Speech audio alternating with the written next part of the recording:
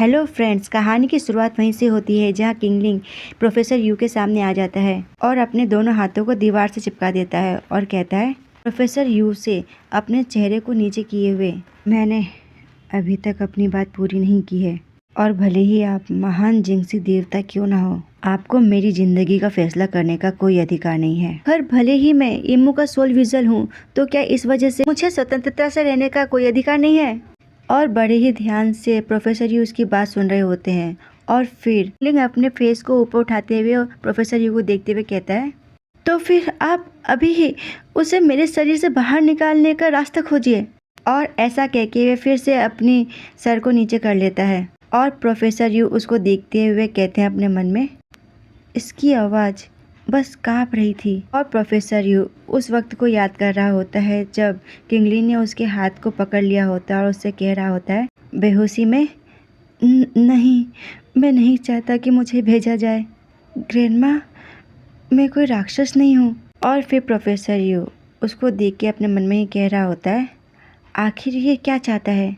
और फिर उन दोनों की निगाहें मिलती है और किंगलिंग अपने सर को नीचे कर लेता है और कहता है प्रोफेसर यू, और फिर दीवार से अपने हाथों को भी हटा लेता है और कहता है प्रोफेसर यू से दूर जाते हुए, मैं जानता हूँ कि मेरी क्षमताएं आप जिनसी देवता से बहुत कम हैं और मुझे ये भी पता है कि एक बार जब मेरा सामना सिंगची नामक राक्षस से होगा तो मैं तुरंत ही अपनी जान भी गंवा सकता हूँ, लेकिन मैं सिर्फ सोल विजल बनने के लिए ही पैदा नहीं हुआ हूँ। और प्रोफेसर यू बड़े ही ध्यान से उसको देख रहे होते हैं और फिर किंगलिंग कहता है, मुझे कुछ तो खोजना है, इसलिए इस बात को मैं नहीं मान सकता। और तभी ही प्रोफेसर यू एकदम से उसके हाथों को पकड़ लेते हैं उसको जाने से रोकते हुए। और ये देख कर के किंगलिंग कहता है, आह तुम। और ऐसा कह के किंगलिंग उसके तरफ देख ही रहा होता है, तभी एकदम से प्रोफेसर यू उसके करीब आ जाते हैं और उससे कहते हैं, किंगलिंग मेरे साथ एक डील करो, मैं तुम्हें ये जानने में मदद करूँगा कि वास्तव में तुम कौन हो और कहाँ से आए हो।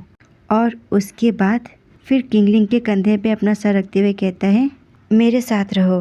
किंगलिंग प्रोफेसर की ऐसी हरकत की वजह से कुछ समझ नहीं पाता, तिरछी निगाहों से उनको देखते हुए अपने मन में ही कहता है, ऐसा क्यों लगता है कि यह, वो बस इतना ही सोच पाता है। तभी अचानक ही गेट कीपर गॉड आ जाते हैं और वो क्लैप करने लगते हैं और कहते हैं, क्या तुम अभी भी उनसे सहमत नहीं हो? यू सिंह जी को इतना हम्बल देखना बहुत ही रेयर बात है।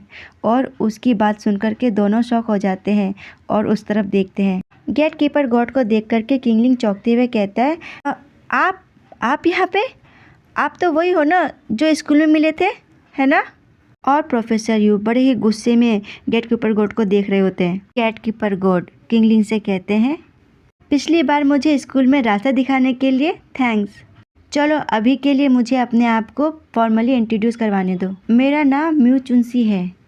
अभी के लिए आप मुझे और सिंगजी देवता को एक ही समझ सकते हैं। और फिर किंगलिंग उसको देखते हुए अपने मन में कहता है, मू चुंगसो, ये नाम 12 सिंगजी देवता में से एक कुंशो से मिलता जुलता है। और दूसरी ओर प्रोफेसर यू गुस्से में तमतमा रहे होते हैं और कहते हैं, तुम दोनों आखिर मुझसे क्या छुपाया जा रहा है? और उनकी बात की परवाह ना करते हुए किंगलिंग कुंशो से कहता है, टीममेट, इसका क्या मतलब है?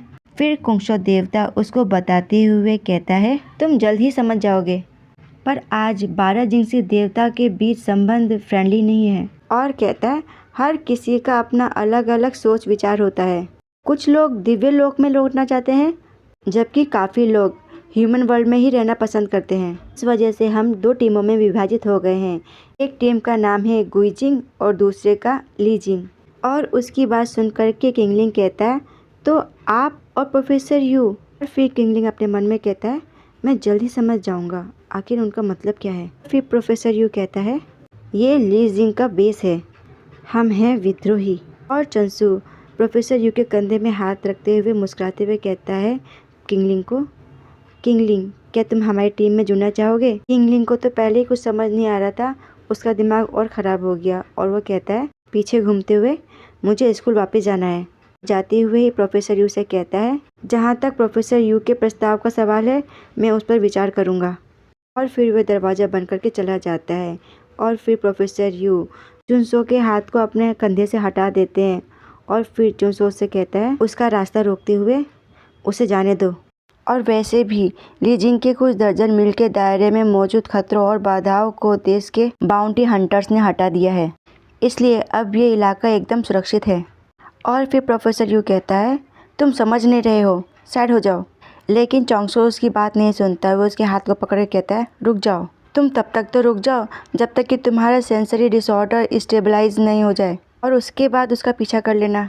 और उसकी बात मान कर के प्रोफेसर यू बैठ जाते हैं और हमें उनका हाथ दिखाया जाता है जहाँ की कुछ हलचल हो रही होती है। फिर हमें चोंगसो दिखाया जाता है जो कि चाय पी रहा होता है और फिर कहता है, चलो तो फिर हमें अब बात करना चाहिए। तुम्हें इस बात पर क्यों यकीन है कि किंगलिंग ही जिमू की सोल विजल है? और प्रोफेसर यू उसकी बात बड़ी ध्यान से सुनते हैं और फिर उससे कहते हैं, सबसे पहले ये लाइब्रेरी में मौजूद जिंगची था जिसने कि ये कहा था कि किंगलिंग में एक अनोखी खुशबू थी जिसने उसके जैसे कई लोगों को आकर्षित किया है। लेकिन साथ ही किंगलिंग के भीतर एक निश्चित शक्ति भी छुपी हुई है जो उन्हें जल्दबाजी में काम करने से रोकती है। तो इसीलिए मैंने जिंगसू को लाइब्रेरी में रख दिया था। केवल एक सिंची देवता या उसके अंश को धारण करने वाला एक सोल विजल ही उसको जगा पाएगा। और फिर चिंगसो कहता है, यू सिंगजी, मुझसे झूठ मत बोलो।